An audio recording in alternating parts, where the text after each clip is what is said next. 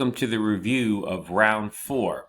So in round 4, we see we have a new leader here in net profits. So we have over $150 million in net profits. We have 4 teams who have surpassed the 100 and actually 5 teams who surpassed the $140 million net profits.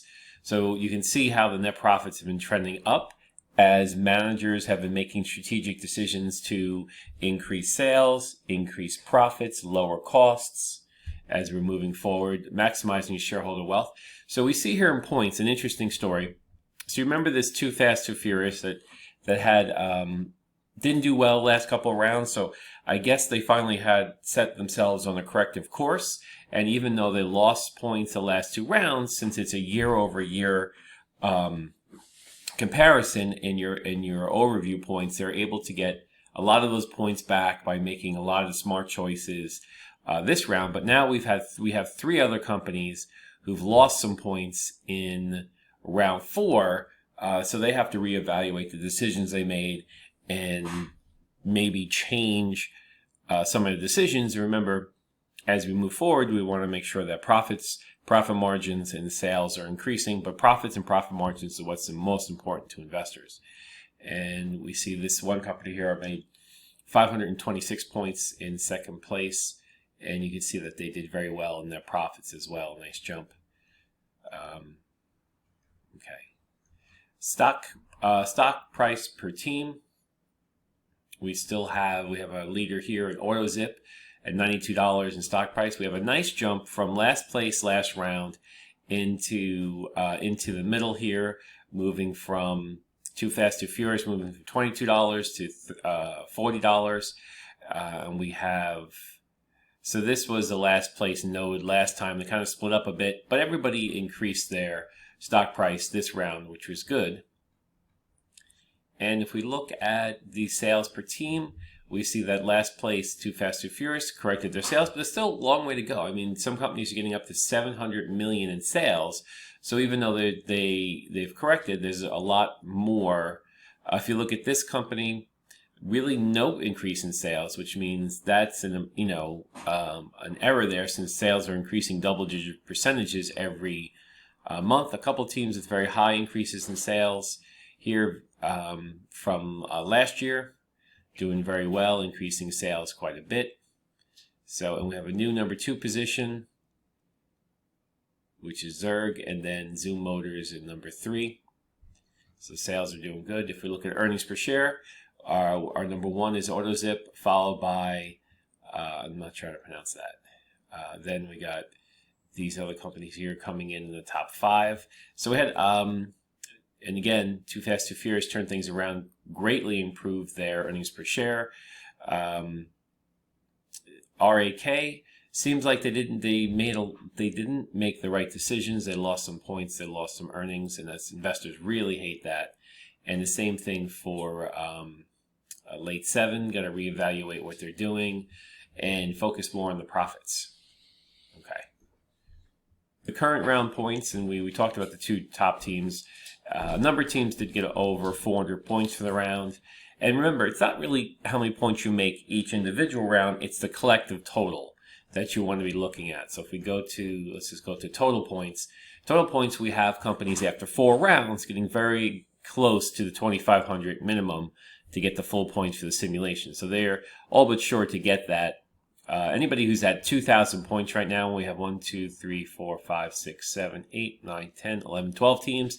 They've pretty much can coast in on the last 2 rounds. They only need an average of 250 points or less to make it to the full points. But you see these companies are all in the 80 to 90 percentile of performance on points, which is good.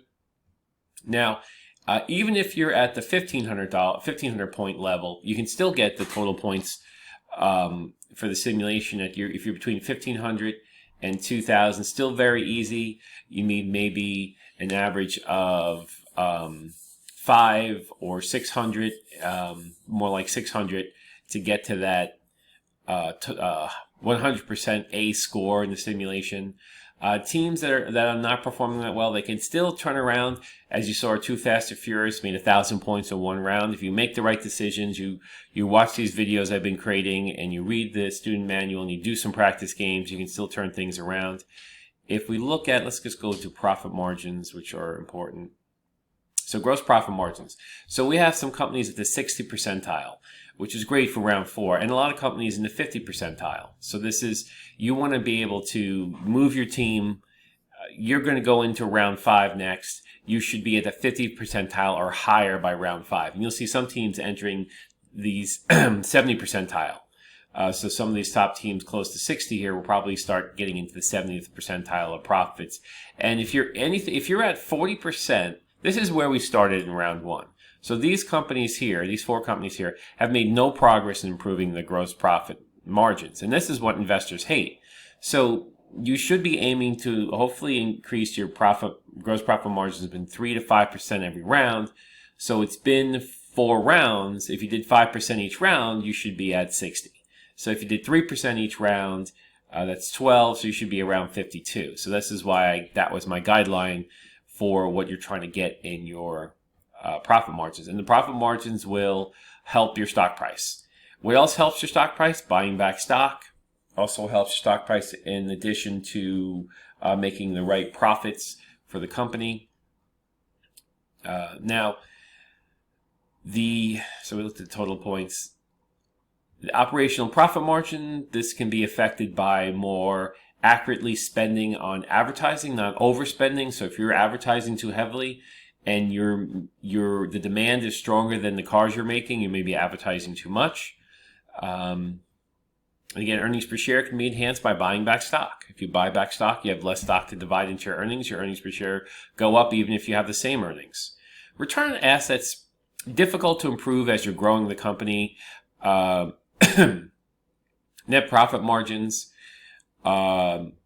there less you can do about the net profit margins directly, but if you increase your gross and your operational, another way to increase profit margins is to pay down debt, so you lower your interest rates, your interest charges, and sales.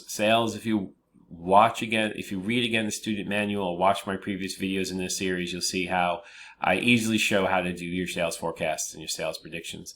Total asset turnover can be difficult because you're buying a lot of assets, and but as we get towards the end of the simulation, hopefully your sales are going to be growing faster than your assets, and your assets are turning over quicker. So again, this is just a quick overview of what happened last round. And a lot of teams, you see my test team I was working with in the first 3 rounds have been deactivated, so I'm no longer competing with you guys. So I can't really show you the results there of that team. But most teams are right on track and doing very well. 75% of the class I feel is on track to get the full 80 points in the simulation, and the rest of the class is on track to do very well as far as earning a decent amount of points in the practice game. in the team competition. And I think this is by completing 4 rounds, I think everybody's pretty versed in what they're doing. There's only a few teams that maybe they didn't have the time to really get the numbers right this round. So you still have 2 rounds left to really make a lot of points if you're behind. And so put your efforts in. It's worth it for this project, because it's a significant amount of points for the total grade. And keep up the good work for the class. Stay active in those class discussions. Keep up with the case study work. That's weekly, the reading and watching the videos. I know it's a lot, but this is a capstone course. You should expect a little bit more work than like a regular beginning principles course. Anyway, that's my review of round 4. I wish you the best of luck on round 5, and I'll talk to you again soon.